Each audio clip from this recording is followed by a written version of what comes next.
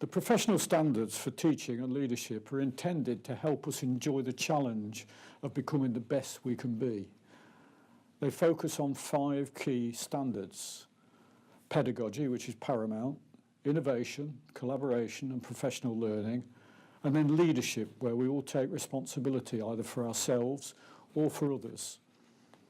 The important thing about the standards is that they help us to become yet better at our job by discussing and thinking about the descriptors. The descriptors are not a checklist. They're not a place where evidence should be kept. They're an opportunity to really think about our job by connecting each standard with others.